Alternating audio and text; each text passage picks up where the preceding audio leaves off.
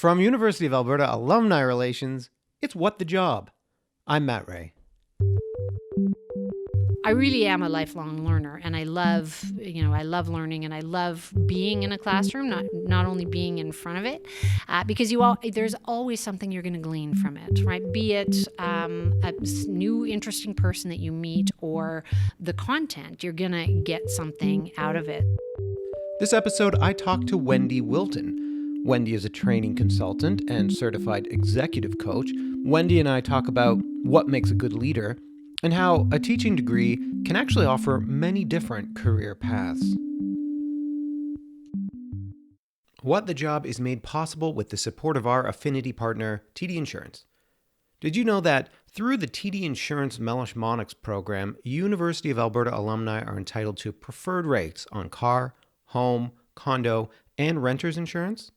Save even more by bundling your car and home insurance.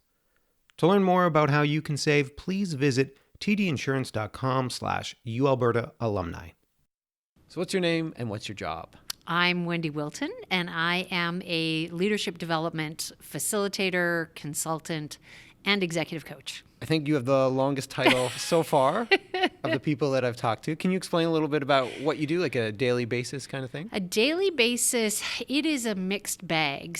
Most of my work is in classroom, so I am actually facilitating, full day of activities and learning for people interested in leadership development. I teach at the U of A's executive education, as well as on campus for the human resources folks. They've changed their name so many times I can't remember what they're called anymore.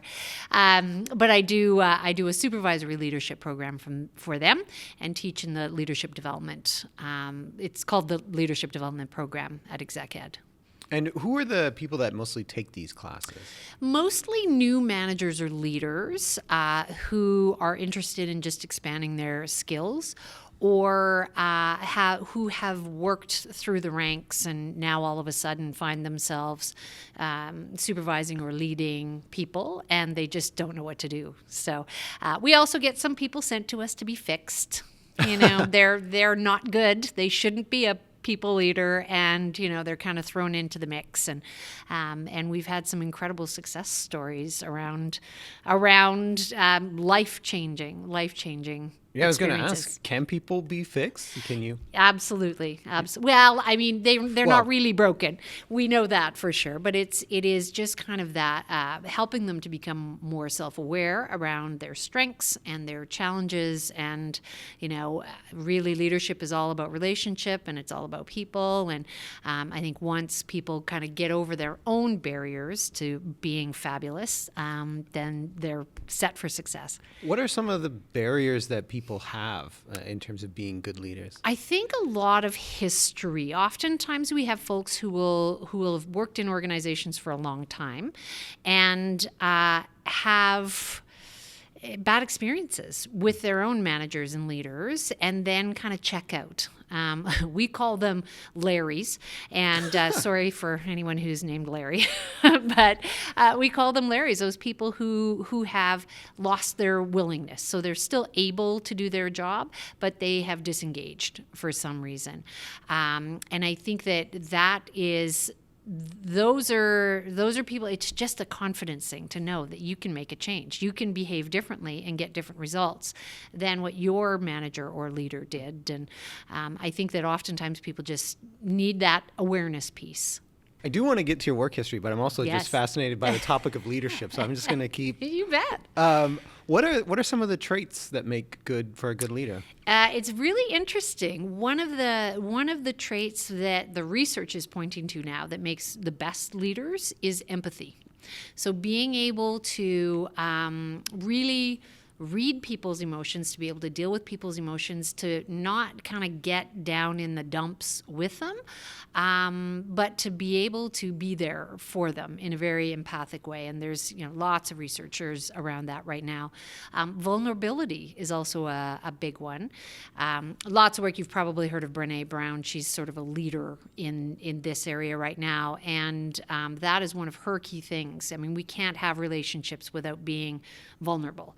So So those are a couple of the key components to great leaders.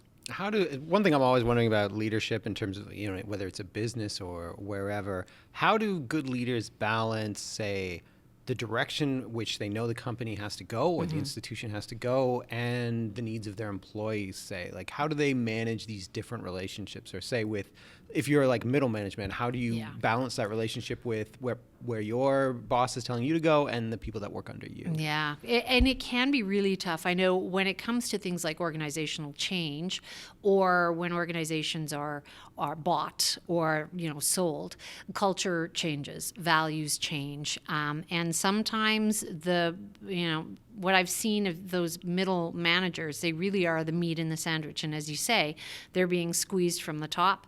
And they also have this huge responsibility and accountability to their people.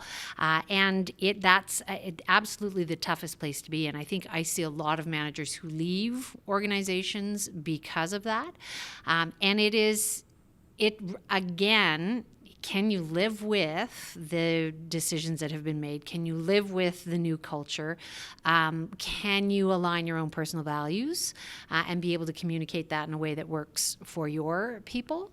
But I know, again, from personal experience, that is why I left my first sort of big real job, is because the organizational culture changed so much that I knew that it was not my company anymore. So I think that there's that awareness piece, and it is lots of conversation, and what are you willing to live with, and how much is too much. You talk a little bit about culture, Yes. and I'm interested in how leadership impacts culture or affects culture, and how that culture can change. So, I talked about, is someone who has barriers to being a leader fixable? And you said yes. How fixable is, say, a really negative culture in a workplace? It is hard. It is hard. It is fixable.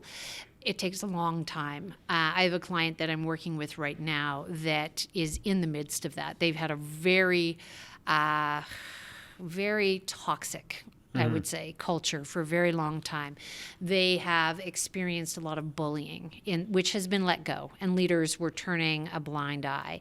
And they have now embarked on, it's like zero tolerance. If you are a bully, you're not going to be a part of this organization. And they have freed up many people's futures.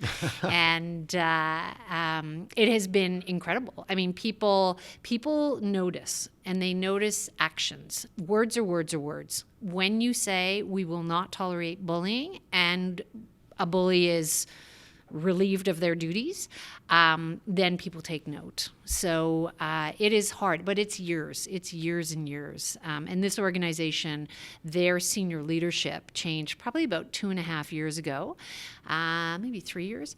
And they are now just seeing kind of the cultural shift.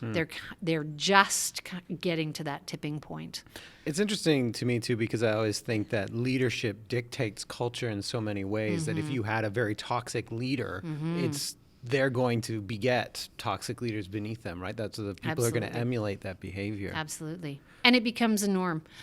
And the other thing is, there's lots at stake for people in terms of, is this bad enough that I'm going to put my financial security at risk? It's so complex, and we are such complex beings. So sometimes we will just put up with so much. It's that boiled frog syndrome.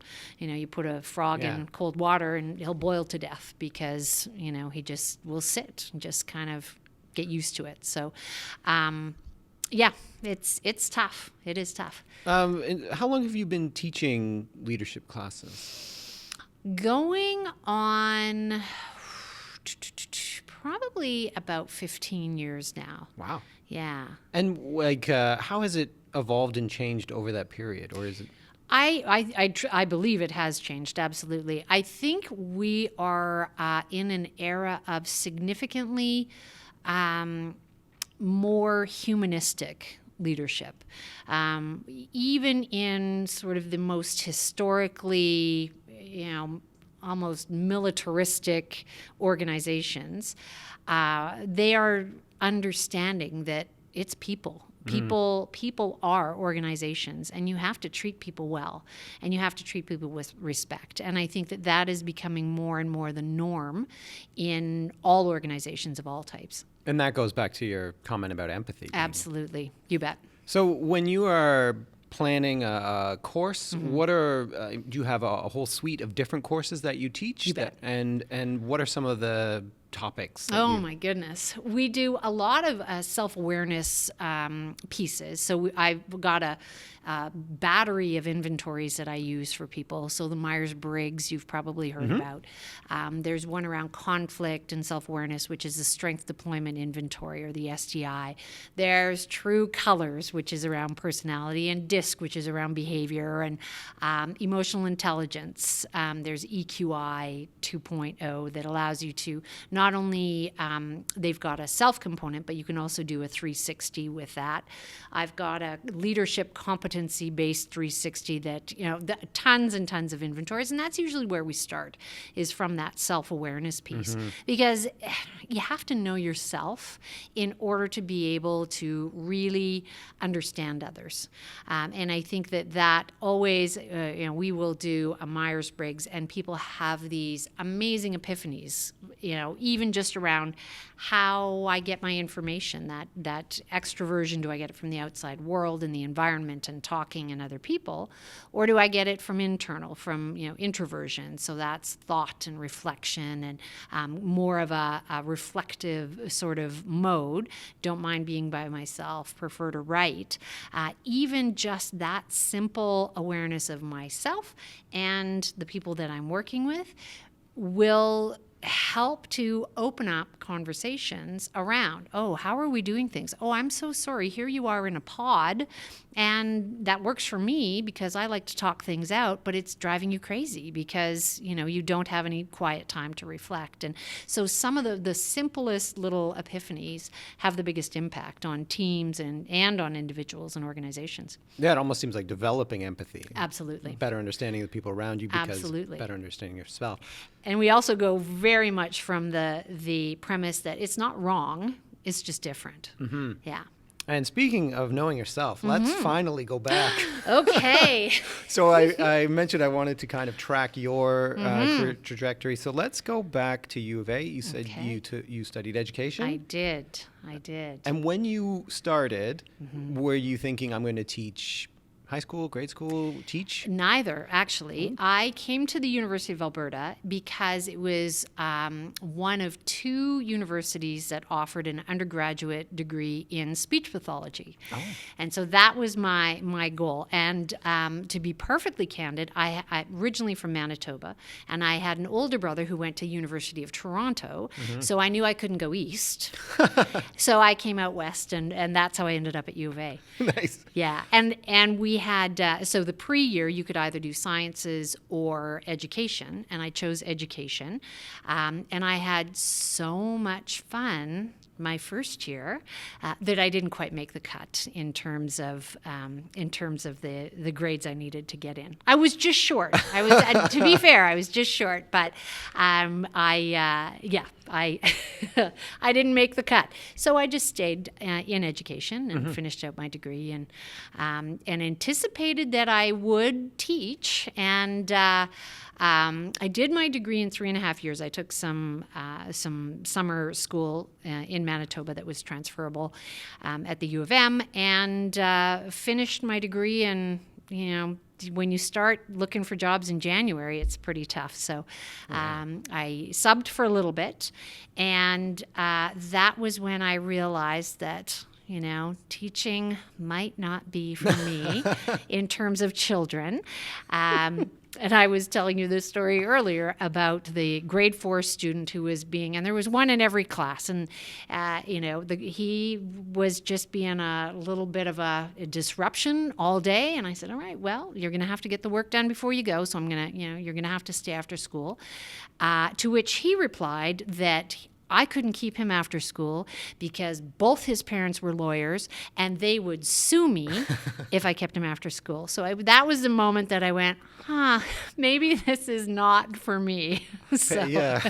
In the classroom with kids, I imagine you gotta be especially patient, but Absolutely. So you stopped subbing then? Did you go on? I did. So what I continued to sub, but I also I wasn't getting a ton of jobs, of course, because midway through the year, people already have their subs and kind of chosen. And so I started working for the phone company. And I worked for the phone company. I was a 411 operator, so I handed out phone numbers and would try to work. They were, of course, 24 hours, so I would try to work a later shift so that if I got some subbing during the day, I'd sub during the day and then work at night.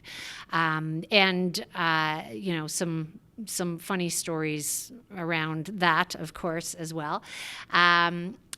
But that began to, it got to the point where it was getting mostly working nights, not getting a lot of subbing. So I took a job as an admin assistant, which really was some great skill building for sure. It was very humbling because, of course, when I graduated and, came out of university early, I knew everything. I was the smartest person in every room. And so the boss that I was working for, she didn't have a degree, and I thought I was so much smarter than her. And she actually called me in one day and said, I know that this is not the last stop on your career journey. It's probably the first, but I can't give you a good reference if this is how you're going to behave, because I see the eye rolling and I hear the sighs when I'm asking you to do things. And so it was a very humbling experience. And I think one of those moments where you realize, smarten up. This is not who you are. So then I went on from there into training at the phone company.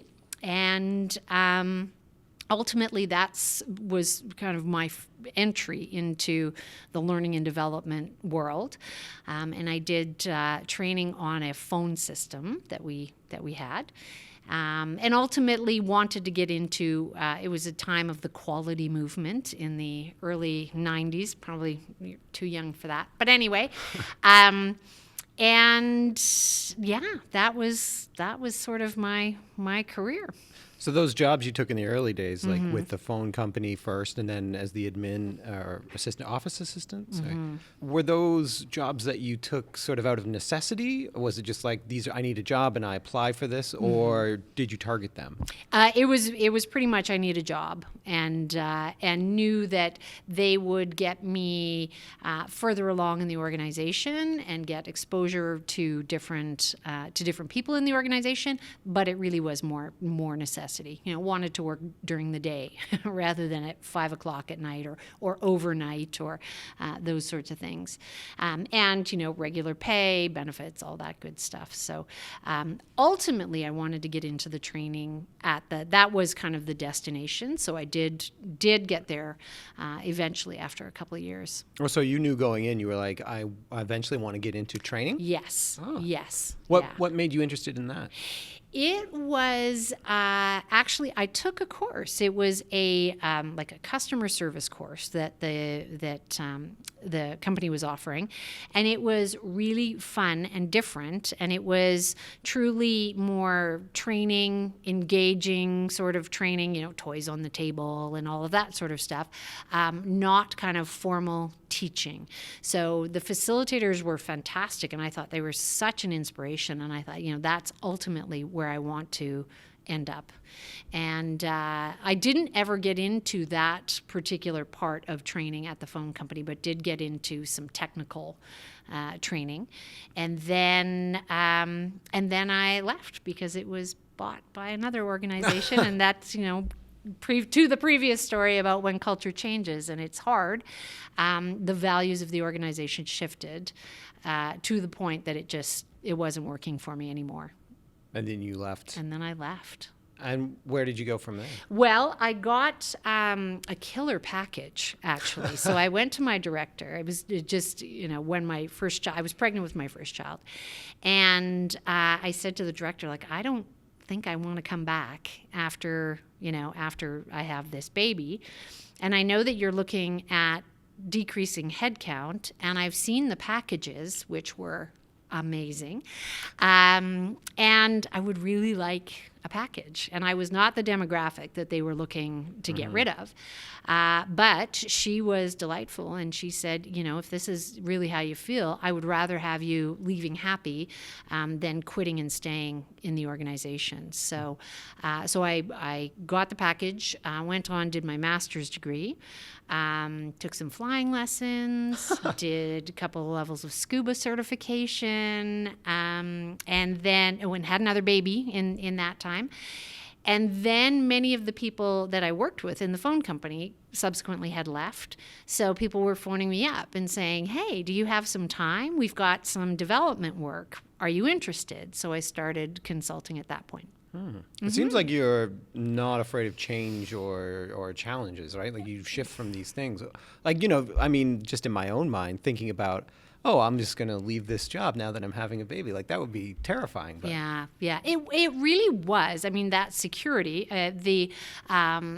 it was hard to leave for sure. When we were bought by the new company, my salary went up by 50%. Wow. So it was really hard to leave, but I also knew that I had to because I was exhausted. I was feeling it physically, just the disconnect. So I knew that I had to make that decision. And I don't love change by any means, but I think when change is necessary, you just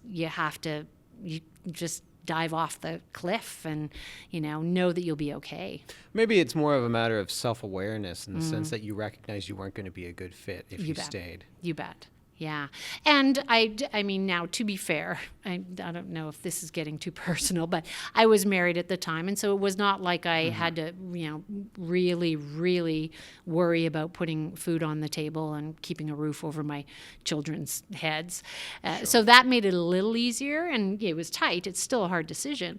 But that definitely made it a little easier to go on to different things. So then you did a master's degree and then you started doing some consultancy work? Yes. And so you said they called you up. Was that thinking about other people who are like, I want to maybe reach out to places I've worked at and do sort of consultancy work like that. Was it just a matter of staying in touch or just that you left a good impression? Or I think it was just the good impression.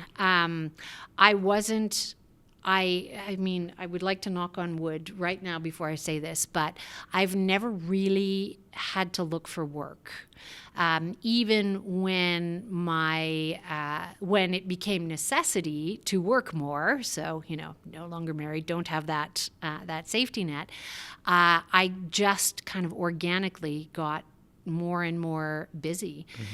It just, I feel very blessed by that, but I think it's just, doing good work. How did you end up then doing your teaching here and things like that? So one of the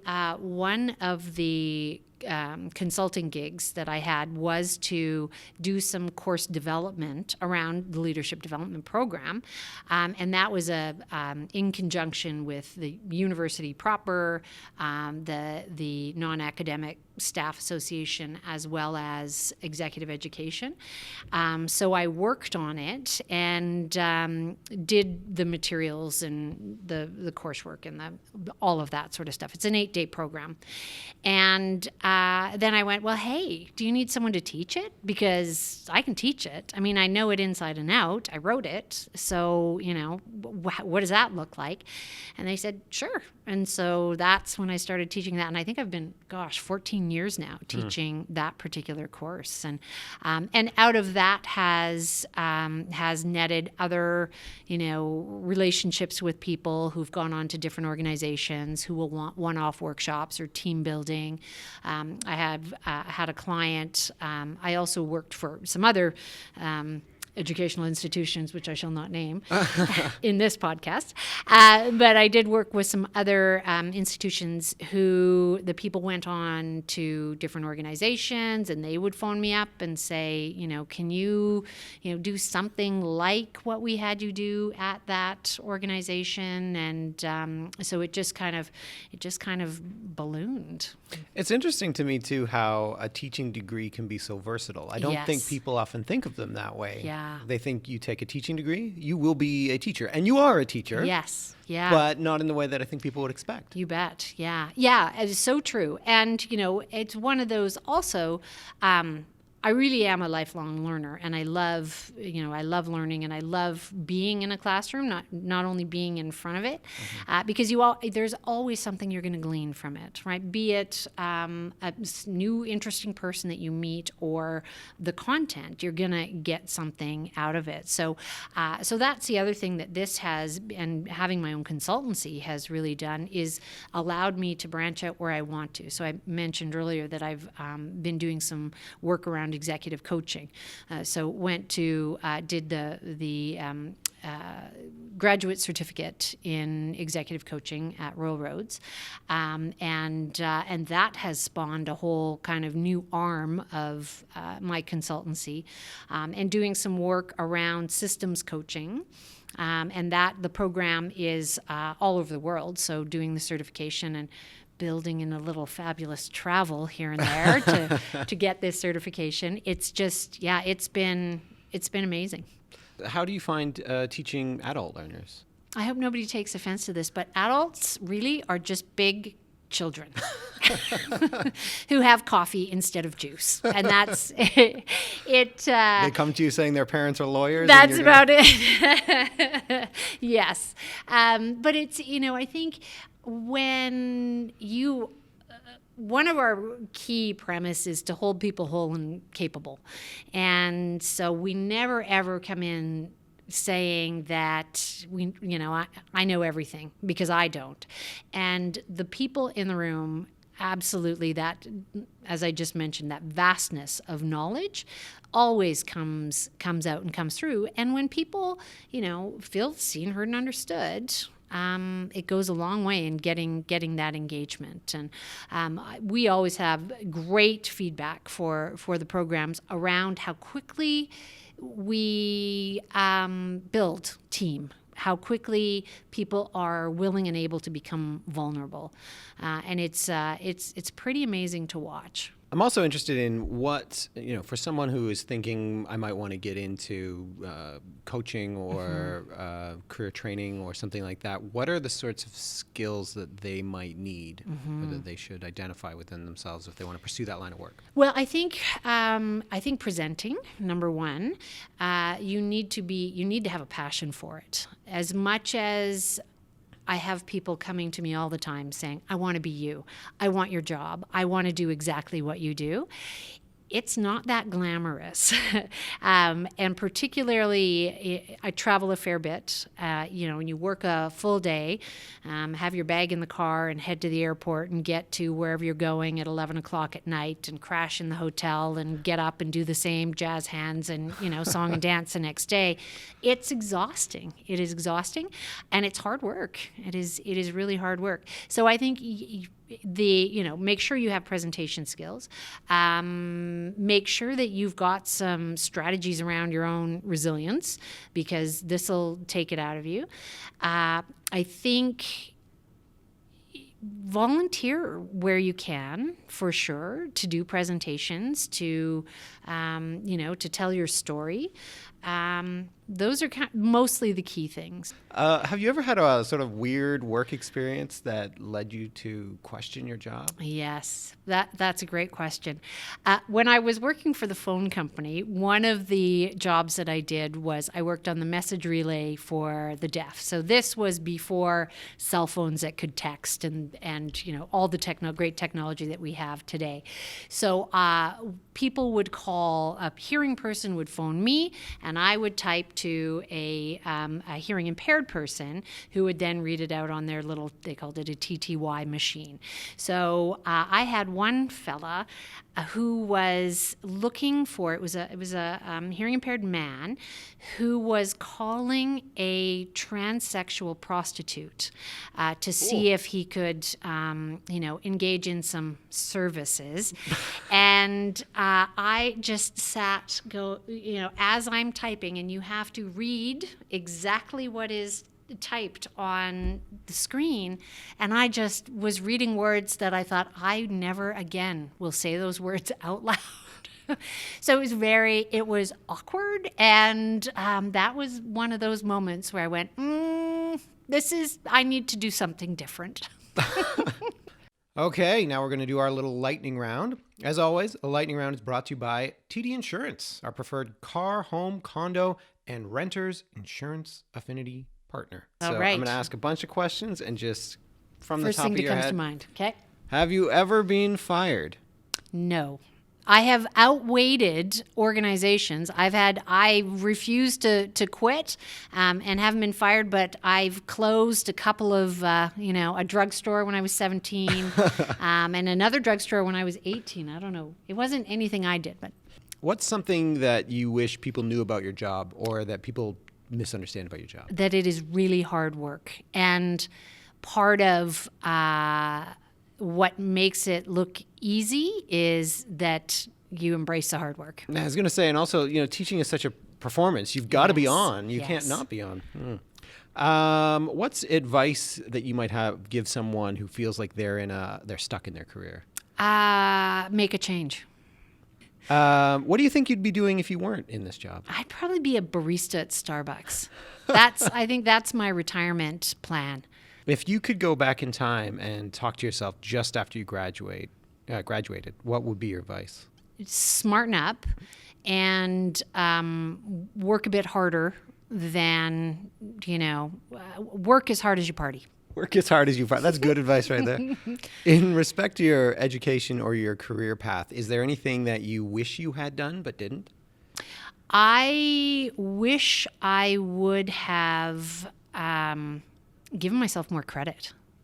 I think I didn't ever, and this is going to sound so wrong, but I didn't realize that I was as smart as I was until I did my master's degree while having 2 babies and working, and won the Governor General's Gold Medal for academic excellence, which I just looked and went, dang, now had I known this, 10 years ago when I was in high school, imagine what I could be doing. Well, Wendy, you've been an excellent guest. Thank you so much. I'm glad we got to talk so much about leadership. As I said, it's something I'm just generally interested in. Cool. So thanks so much for coming on the show. My pleasure. It was fun. Thanks to my guest, Wendy Wilton, for coming on the show and sharing her career journey. And a reminder to all of you, if you're looking for a way to connect with your UAlberta community for networking, mentorship, or volunteer experience, check out UAlberta Switchboard at uab.ca/sboard. It's free to use and full of great opportunities. That's it for this episode. For What the Job, I'm Matt Ray. See you next time.